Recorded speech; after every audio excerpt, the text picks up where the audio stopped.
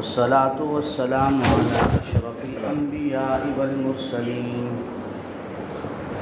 وعلى آله وأصحابه ومن تبعهم بإحسان إلى يوم الدين، لا سيما على الخلفاء الراشدين المهديين، ولعنة الله على أعدائهم الرافضين الكافرين المرتدين إلى يوم الدين. أما بعد، فأعوذ بالله من الشيطان الرجيم. بسم الله الرحمن الرحيم. إن عدة الشهور عند الله 12 شهرا في كتاب الله يوم خلق السماوات والأرض منها 4 حرم، ذلك الدين القيم، فلا تظلموا فيهن أنفسكم وقاتلوا المشركين كافة كما يقاتلونكم كافة واعلموا أن الله مع المتقين. قال رسول الله صلى الله عليه وسلم: من تشبه بقوم فهو منهم. وقال رسول الله صلى الله عليه وسلم: لا تجالسوهم ولا تزاربوهم. صدق اللہ و صدق رسولہ النبی الکریم. محترم دوستو، بزرگوں، نوجوان، عزیز ساتھیوں، محرم الحرام کا مقدس مہینہ ہے. جو آیت آپ حضرات کے سامنے میں نے تلاوت کی ہے، اس آیت کریمہ کے اندر اللہ تبارک و تعالی یہ فرما رہے ہیں کہ ان عدت الشہور عند اللہ 12 شہرا فی کتاب اللہ، کہ مہینوں کی جو گنتی ہے وہ 12 ہیں، یعنی پورے سال کے اندر 12 مہینے ہیں. اور اللہ فرماتے ہیں فی کتاب اللہ، یہ میں نے لوح محفوظ کے اندر لکھ دیا. یوم خلق السماوات والارض، جب سے زمین اور آسمان بنے ہیں، یعنی کہ جب سے اللہ تبارک و تعالی نے زمین آسمان بنائے ہیں، اسی وقت اللہ نے 12 مہینوں کو مقرر کر دیا ہے. اور پھر فرمایا منہا 4 حرم، ان 12 مہینوں کے اندر 4 مہینے حرمت والے ہیں، یعنی زیادہ احترام والے ہیں، زیادہ عزت والے ہیں. اور پھر فرمایا ذالک الدین القیم فلا تظلموا فیہن انفسکم، اور ان 4 مہینوں میں خصوصی طور پر اپنے جانوں پر ظلم مت کرو، یعنی اللہ کی حکم عدولی، اللہ کے حکم کی مخالفت کر کے، اللہ کی نافرمانی کر کے اپنے جانوں پر ظلم مت کرو. اب اللہ تبارک و تعالی نے جب سے زمین آسمان بنائے ہیں، تب سے اللہ نے 12 مہینے مقرر کر دیے. اب اللہ نے ان 12 مہینوں میں 4 مہینے کو زیادہ محترم اور مقدس کر دیا. لیکن یہ کب ہوا ہے؟ یہ حضرت حسین کی شہادت کے بعد نہیں ہوا، بلکہ جب سے اللہ فرماتے ہیں یوم خلق السماوات والارض، جب سے میں نے زمین اور آسمان بنائے ہیں، تب سے میں نے 12 مہینے بنائے ہیں، اور 12 مہینوں میں 4 مہینوں کو مقدس اور محترم بنایا ہے. اب میرے محترم دوستو، خالق اور مالک تو اللہ کی ذات ہے، سب کچھ بنانے والی ذات اللہ کی ہے، اور ہر چیز کو لکھنے والی ذات بھی اللہ کی. اب اللہ نے دنوں میں جمعۃ المبارک کے دن کو فضیلت دے دی اور فرما دیا کہ جمعے کے دن فضیلت ہے. اب اگر کوئی جمعے والے دن شہید ہو جائے تو اس کا مطلب یہ ہے کہ اللہ نے اس کو اچھا دن دے دیا ہے. اس کا مطلب یہ نہیں ہوگا کہ اس کی شہادت کی وجہ سے جمعے کے دن کو فضیلت ملے گی. اسی طرح اللہ نے مہینوں میں رمضان المبارک کے مہینے کو ایک الگ شان دی ہے. اب اگر کوئی رمضان المبارک میں شہید ہوتا ہے، مثلا خلیفہ 4 امیر المؤمنین داماد رسول صلی اللہ علیہ وسلم حضرت علی المرتضیٰ رضی اللہ تعالی عنہ رمضان المبارک میں شہید ہوئے، اب اللہ نے ان کو رمضان جیسا مبارک مہینہ عطا کر دیا، روزے کی حالتوں میں تہجد کے اہتمام زیادہ آسانی ہوتی ہے، وہ مقدس مہینہ اللہ ان کی شہادت میں رکھ دیا۔ اب یہ حضرت علی کی عظمت ہے کہ اللہ نے ان کو وہ مہینہ عطا کر دیا۔ ایسا ہرگز نہیں ہے کہ حضرت علی رضی اللہ تعالی عنہ کی شہادت کی وجہ سے رمضان کا مبارک مہینہ مقدس ہو گیا۔ اسی طرح محرم الحرام کا مہینہ بھی اللہ نے جب سے آسمان اور زمین بنائے ہیں تب سے مقدس اور محترم بنا دیا۔ اب محرم الحرام کے مہینے میں نواز رسول حضرت حسین رضی اللہ تعالی عنہ کی شہادت ہے، تو اللہ نے ان کی قسمت میں یہ برکت والا مہینہ لکھ دیا۔ ایسا نہیں ہے کہ حضرت حسین رضی اللہ تعالی عنہ کی شہادت کی وجہ سے محرم کا مہینہ خوشی والا یا غمی والا ہو گیا۔ دین اسلام اللہ تبارک و تعالی نے مکمل کر دیا ہے، اور آخری خطبے میں نبی صلی اللہ علیہ وسلم نے فرما دیا کہ الیوم اکملت لکم دینکم واتممت علیکم نعمتی ورضیت لکم الاسلام دینا۔ اے لوگو، اللہ نے دین کو مکمل کر دیا، اور پھر اسی خطبے میں اللہ نے فرمایا کہ اے لوگو، اللہ تبارک و تعالی نے عربی کو عجمی پر اور عجمی کو عربی پر فضیلت نہیں دی، بلکہ کیا ہے، تمام انسانوں کو برابر کر دیا۔ جس طرح زمانہ جاہلیت میں لڑائیاں سالوں سال چلی رہتی تھی کہ یہ کمی لوگ ہیں، ہم بڑے لوگ ہیں، ہم حکمران لوگ ہیں، یہ رعایا لوگ ہیں، ہم ایسے ہیں، یہ ایسے ہیں، اللہ کے رسول صلی اللہ علیہ وسلم نے تمام بتوں کو پاؤں کے نیچے رون دیا اور ختم فرما دیا، اور قرآن کی آیت پڑھ کے فرمایا ان اکرمکم عند اللہ اتقاکم، کہ اللہ تبارک و تعالی کے نزدیک وہ شخص قابل احترام ہوگا جو جتنا زیادہ متقی ہوگا۔ اگر ایک شخص عربی ہے اور وہ متقی نہیں ہے، اللہ کے ہاں وہ قابل احترام نہیں ہے۔ اگر ایک حبشہ کا رہنے والا ہے، سیاہ ہے، غریب ہے، کمزور ہے، لاچار ہے، لیکن اس کے دل کے اندر ایمان ہے، اس کے دل کے اندر تقوی ہے، تو اللہ کے رسول صلی اللہ علیہ وسلم نے فرما دیا کہ یہ لاکھوں لوگوں سے اللہ تبارک و تعالیٰ کو زیادہ محبوب ہے۔ حضرت بلال رضی اللہ تعالی عنہ کو دیکھ لیں، عرب کے اندر بڑے بڑے مالدار لوگ تھے، قریش خاندان سے تعلق رکھنے والے لوگ ہیں، حکمران رہے ہیں، بیت اللہ کی خدمتیں کرنے والے، لیکن ایمان نہ لائے تو کیا حیثیت ہے؟ کوئی حیثیت نہیں۔ حبشہ سے حضرت بلال تشریف لائے اور ایمان لے کے آئے، نبی صلی اللہ علیہ وسلم معراج پر گئے تو چلنے کی آواز آ رہی ہے، پوچھا یہ کون ہے؟ فرمایا یہ حضرت بلال مدینے کی گلیوں میں پھر رہے ہیں اور آواز عرش پہ آ رہی ہے۔ تو اللہ نے تقوی کی وجہ سے، دین کی وجہ سے، حضور سے محبت کی وجہ سے، حضور کے دین کی محبت کی وجہ سے، پیروی کی وجہ سے انسانوں کو اعلیٰ درجہ دے دیا، اور اس کے اندر کوئی قبیلہ، کوئی قوم آپ صلی اللہ علیہ وسلم نے اور اللہ تبارک و تعالیٰ نے معیار نہیں رکھا، بلکہ معیار صرف اور صرف تقوی رکھ دیا ہے۔ تو میرے محترم دوستو، یہ محرم کا مہینہ ہے، اللہ نے اس مہینے کو عظمتیں عطا کی ہیں، اور ویسے بھی یہ مہینہ مسلمانوں کے لیے نیکی کا مہینہ ہے، خوشی کا مہینہ ہے۔ آپ اگر اسلامی تاریخ کا مطالعہ کریں تو علماء نے لکھا ہے کہ یہی محرم کا مہینہ ہے کہ اللہ نے حضرت آدم علیہ السلام کی توبہ اس مہینے میں قبول کی، حضرت نوح علیہ السلام کی کشتی جو کنارے لگی وہ یہی محرم کا مہینہ تھا، یونس علیہ السلام کو مچھلی کے پیٹ سے آزادی ملی، یہی محرم کا مہینہ تھا، اور نبی صلی اللہ علیہ وسلم جب مکہ سے مدینہ آئے تو دیکھا یہودی روزہ رکھ رہے ہیں، پوچھا کیوں رکھتے ہو؟ فرمایا اس دن اللہ نے ہمیں فرعون سے نجات دی تھی اور ہم اس خوشی میں رکھتے ہیں۔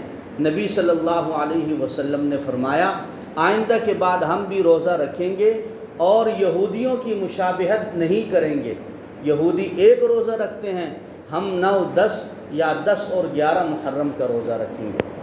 تو میرے محترم دوستو، اللہ نے اس مہینے میں ہمیشہ ایمان والوں کو فتح عطا فرمائی، اسلام کی تاریخ بڑی پڑی ہے کہ اللہ نے اس مہینے میں نیک لوگوں کی دعاؤں کو قبول کیا ہے۔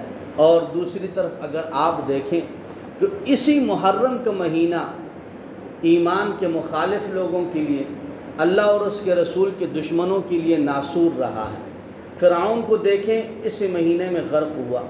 شیطان اپنے سر پر مٹی مارنے لگا اور اپنے آپ کو مارنا پیٹنے لگا کہ آج تو میں ناکام ہو گیا ہوں۔ آدم علیہ السلام کی توبہ قبول ہوگی، محرم کا مہینہ تھا۔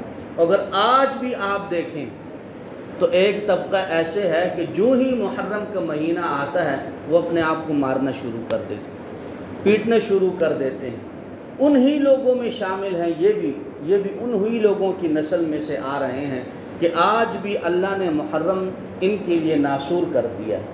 اور ایمان والوں کو فرمایا کہ محرم کی عظمتیں 3 روایات کے اندر آتی ہیں۔ ایک یہ ہے کہ آپ صلی اللہ علیہ وسلم نے فرمایا، مجھے امید ہے کہ جو شخص عاشورہ کا روزہ رکھے گا، عاشورہ عشرہ سے ہے، عشرہ 10 دن کو کہتے ہیں، یعنی 10ویں دن کو عشرہ کہتے ہیں، اس لیے اس کو یوم عاشورہ کہا جاتا ہے۔ حضور علیہ السلام نے فرمایا، جو شخص عاشورہ کا روزہ رکھے گا، مجھے امید ہے کہ اللہ تبارک و تعالی اس ایک روزے کی برکت سے اس کے پچھلے سال صغیرہ گناہوں کو معاف کر دے گا۔ اور دوسرا فرمایا کہ اس مہینے کا احترام کرو، فلا تظلموا فیہن انفسکم، اس مہینے میں اللہ کی حکم عدولی مت کرو بلکہ اللہ کے حکم کو مانو۔ باقی مہینوں میں بھی ایسا ہونا چاہیے، باقی دنوں میں بھی اللہ کی باتوں کو ماننا چاہیے، اللہ کی اطاعت، اللہ کی رسول کی اطاعت ہونی چاہیے، لیکن خصوصی طور پر 4 مہینے فرمائے، محرم، ذی القعدہ، ذی الحج اور رجب مہینہ، فرمایا یہ حرمت والے مہینے ہیں، اور ان مہینوں کے اندر کفار بھی قتل و قتال نہیں کیا کرتے تھے۔ زمانے جاہلیت میں بھی جب یہ مہینے آتے تھے تو جو غیر مسلم تھے، مشرکین تھے، وہ بھی اس مہینے کے اندر لڑائی جھگڑا روک دیا کرتے تھے کہ حرمت والے مہینے آ گئے ہیں، اور پھر مسلمان تو زیادہ اس پر عمل کرنے والا ہے، تو اس لیے فرمایا جب یہ مہینے آئے نا تو خصوصی طور پر اللہ کی نافرمانی نہ کریں، اللہ کے رسول کی نافرمانی نہ کریں، اور فرمایا فلا تظلموا فیہن انفسکم، اور اپنے جانوں پر ظلم مت کریں۔ حدیث شریف کے اندر آتا ہے، نبی صلی اللہ علیہ وسلم دعا کرتے تھے، اللہم ارزقنی شہادتا فی سبیلک، یا اللہ مجھے اپنے دین کے راستے میں، اپنے دین کی خاطر شہادت عطا فرما۔ اور یہی دعا حضرت عمر بھی کرتے تھے، باقی صحابہ کرام بھی کرتے تھے۔ تو شہادت جو ہے نا، یہ اللہ کی نعمت ہے، یہ اللہ کی طرف سے حادثہ نہیں ہے، یہ غم نہیں ہے۔ نبی صلی اللہ علیہ وسلم نے خود شہادت کی دعائیں مانگی، حضرت عمر رضی اللہ تعالی عنہ دعائیں مانگا کرتے، اللہم ارزقنی شہادتا فی سبیلک وفی شہر رسول اللہ صلی اللہ علیہ وسلم، کہ اللہ مجھے شہادت کی موت دے اور مدینۃ الرسول کے اندر موت دے۔ اور اللہ نے ان کی دعا کو کیسے قبول کی کہ جہاد اور جنگیں جو ہیں وہ قادسیہ میں ہو رہے ہیں، مصر کے علاقوں میں ہو رہے ہیں، روم اور فارس اس طرف علاقوں میں ہو رہے ہیں، لیکن اللہ نے حضرت عمر کی دعا کو قبول کرتے ہوئے ان کو شہادت کی موت دی، اور وہ بھی مسلح رسول کے اوپر دی۔ اور ایک مجوسی نے آ کر آپ پہ وار کیا اور آپ اس وار کی ضد میں شہید ہوئے، اور آج اسی مجوسی ابو لولو فیروز کا مزار ایران کے اندر ہے، اور وہاں لوگ جا کر نظر اور نیاز کے چڑھاوے کرتے ہیں اور منتیں مانگتے ہیں۔ تو ان کے جہنمی ہونے میں اس سے بڑھ کر اور شک کیا ہو سکتا ہے کہ ایک مجوسی کی قبر کو اتنا معتبر بنایا گیا، وہاں چادریں چڑھائی جاتی ہیں اور وہاں جا کر منتیں مانگی جاتی ہیں۔ کیوں؟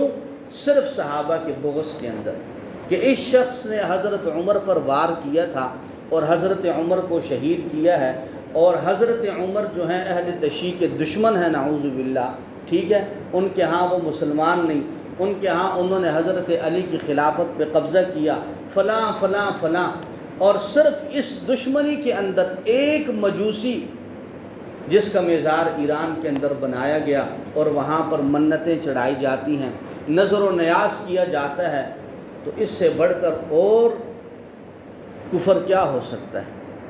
تو میرے محترم دوستو، عرض میں جو کر رہا تھا وہ یہ ہے کہ محرم کے اندر ہمیں وہ کام کرنے چاہیے جس کا اللہ نے ہمیں حکم دیا۔ اللہ نے کیا فرمایا کہ بھئی میری نافرمانی اس مہینے میں خصوصی طور پر نہیں کرنی، ویسے بھی نہیں کرنی، لیکن یہ حرمت والا مہینہ ہے، زیادہ عزت والا ہے، اس میں میری نافرمانی نہیں کرنی۔ اور اسی طرح فرمایا جو شخص عاشورہ کا روزہ رکھے گا، حضور نے فرمایا اللہ اس کے 1 سال کے گناہوں کو معاف فرمائیں گے۔ اور حضور نے فرمایا لوگوں یاد رکھنا، عاشورہ کا روزہ رکھتے ہوئے یہودیوں کی مشابہت نہیں کرنی۔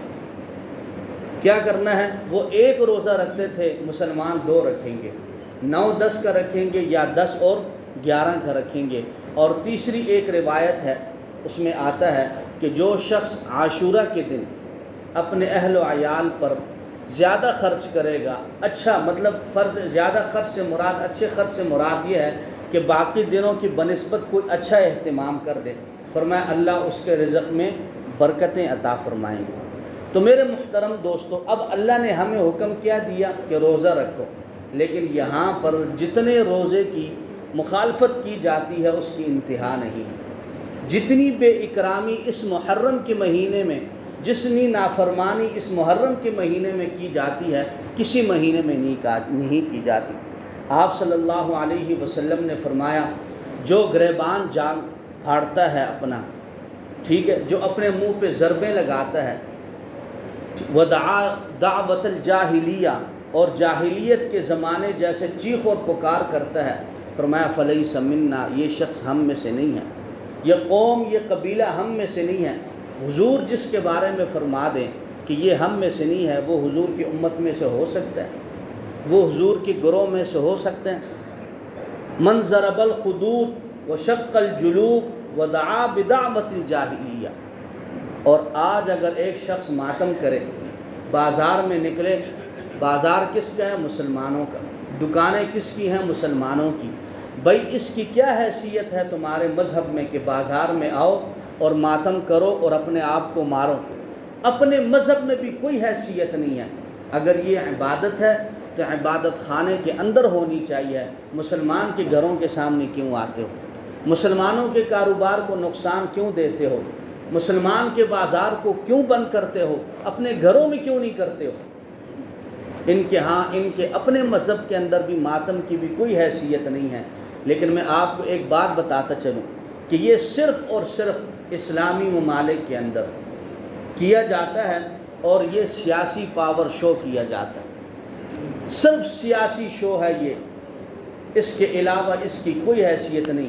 نبی صلی اللہ علیہ وسلم نے ایسے کام سے منع فرمایا، اور اگر ایک آدمی اٹھ کر کہے کہ نہیں یہ تو غم ہے، اور اسلام کے اندر غم تو 3 دن ہے، اور وہ بھی اس وقت ہے جس وقت کوئی شہید ہو جائے یا کوئی فوت ہو جائے اور وہ دنیا سے رخصت ہو جائے، تو وہی پہلے کے 3 دن ہیں، اس کے علاوہ تو نہیں ہے۔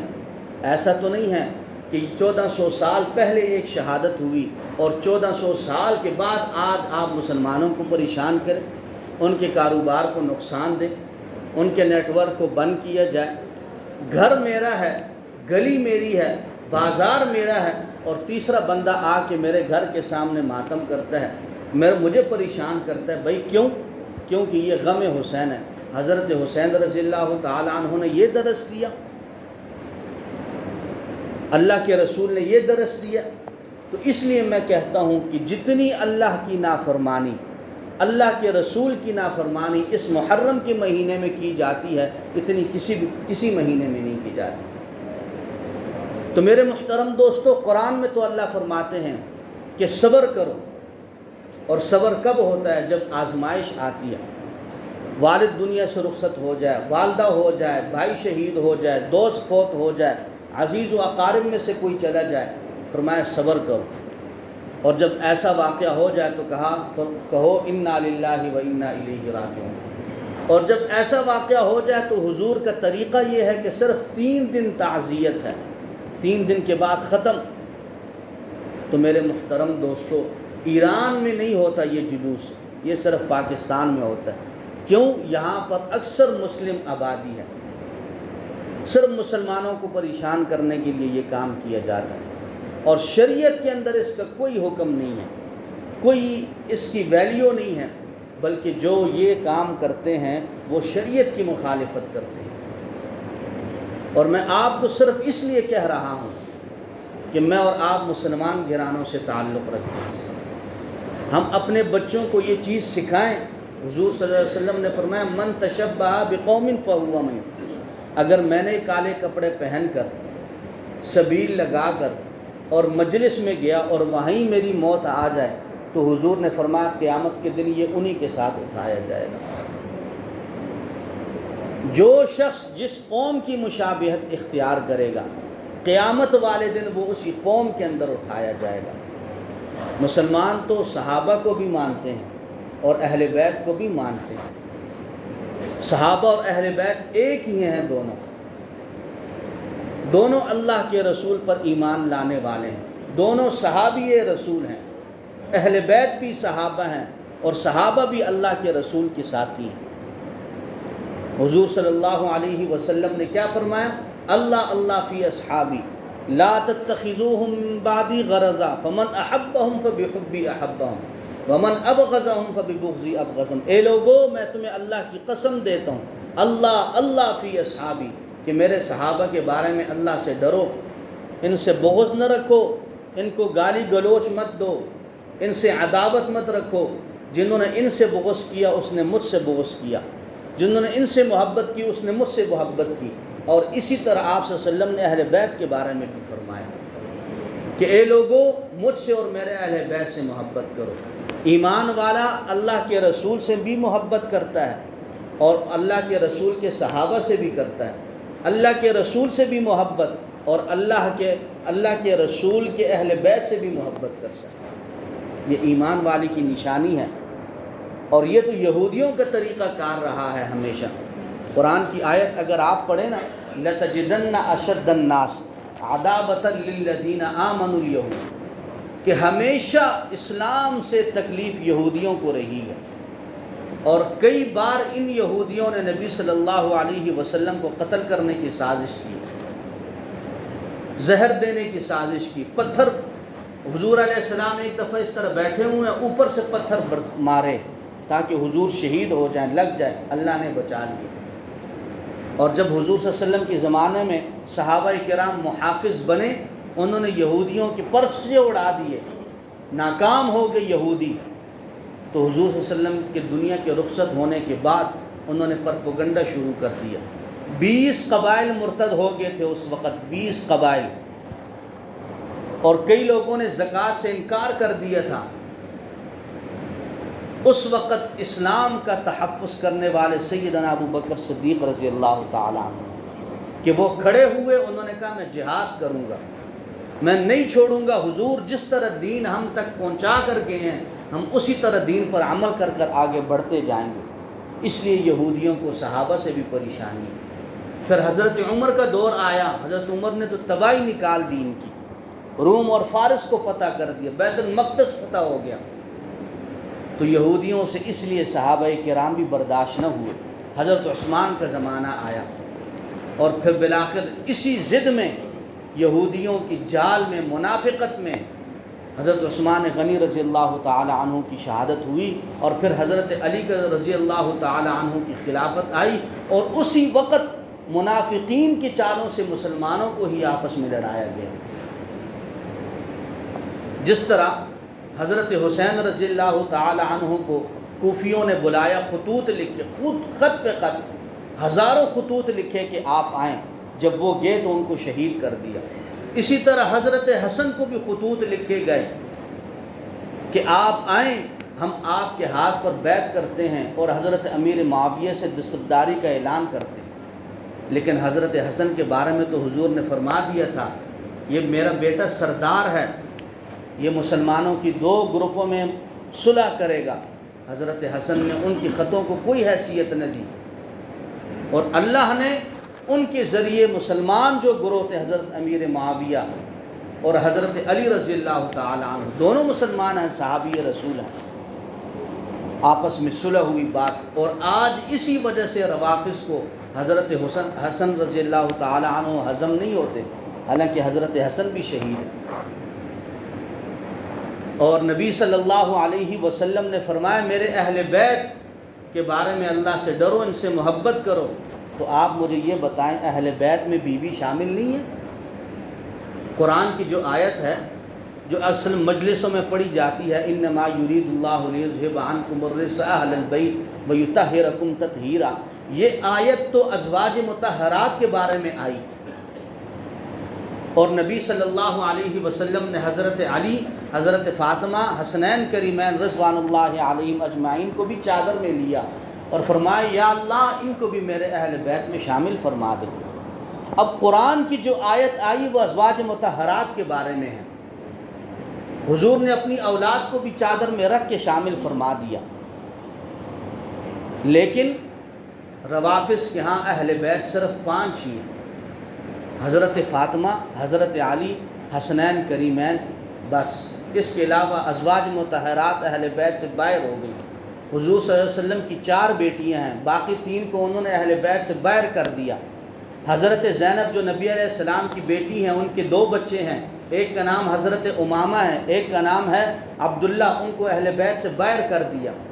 اور یہ حضرت امامہ وہی ہیں کہ ایک جنگ کے موقع پر نبی صلی اللہ علیہ وسلم کے پاس ہار آیا سونے کا، صحابہ نے کہا اللہ کے رسول یہ آپ حضرت عائشہ کو دیں گے، اللہ کے رسول نے وہ ہار اپنی نواسی حضرت امامہ کو دیا۔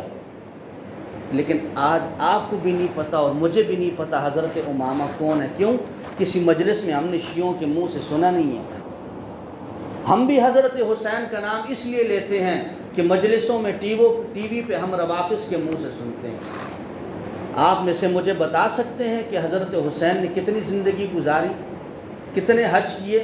جب حضور دنیا سے رخصت ہوئے تو حضرت حسن 6 سال کے تھے اور حضرت حسن 7 سال کے تھے اور حضرت حسین 6 سال کے تھے، تو باقی کی جو اتنی زندگی ہے وہ انہوں نے کہاں گزاری؟ حضرت ابوبکر صدیق رضی اللہ تعالی عنہ امیر المومنین ہیں، ان کی خلافت میں نہیں گزاری، حضرت عمر کی خلافت میں نہیں گزاری، حضرت عثمان کی خلافت میں نہیں گزاری۔ ہم نے بھی اپنا دین کس سے سیکھا ہے؟ غیروں سے، خود کبھی کوشش ہی نہیں کی کہ دین کو پڑھیں۔ صحابہ کون ہیں؟ اہل بیت کون ہیں؟ صحابہ اور اہل بیت کی آپس میں کیا رشتہ داریاں ہیں؟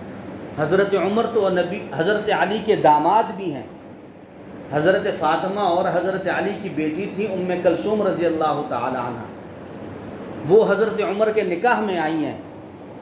اور جو مشہور ایک واقعہ، مختصر ٹائم اوور ہو گیا، ایک واقعہ ہے کہ حضرت عمر رضی اللہ تعالی عنہ گھر تشریف لائے، ان کی زوجہ جو حضرت علی کی بیٹی ہیں، حضرت فاطمہ کی بیٹی ام کلثوم، ہاتھ میں تحفہ ہے، شیشی ہے۔ فرمایا کہاں سے آیا؟ کہا ایک قافلہ آیا ہے کسی ملک سے، اس ملک کے جو بادشاہ ہیں ان کی زوجہ نے مجھے بھیجا۔ فرمایا یہ تو بیت المال کا حق ہے۔ تو حضرت ام کلثوم نے فرمایا یہ تو میرے لیے آیا۔ فرمایا یہ بیت المال کا حق ہے، آپ کو اس لیے ملا کہ آپ امیر المومنین کی بیوی ہیں۔ اور پھر حضرت علی آئے تو حضرت علی سے حضرت عمر نے فرمایا کہ آپ کی بیٹی کو میں نے کہا آپ بھی ان کو کہیں کہ یہ مسئلہ کیسے ہے۔ حضرت علی نے بھی یہی فرمایا بیٹا یہ آپ کا حق نہیں ہے، یہ تو بیت المال کا حق ہے۔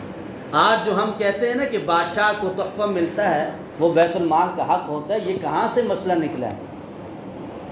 اس لیے میرے محترم دوستو، روافظ سے حضرت حسین کو نہ پڑھیں، اپنی کتابوں سے پڑھیں، حضور کے فرمان سے پڑھیں۔ ہم لوگ مسلمان ہیں، اسلام سے ہمارا گہرا تعلق ہونا چاہیے، صحابہ سے گہرا تعلق ہونا چاہیے، حضور کے دین سے گہرا تعلق ہونا چاہیے۔ ایسا نہیں ہے کہ 10 محرم آئے تو حضرت حسین کا نام لیا جائے، 10 محرم گزر جائے تو بھول جائے۔ اللہ ہمیں دین کی سمجھ اور عمل کی توفیق عطا فرمائے۔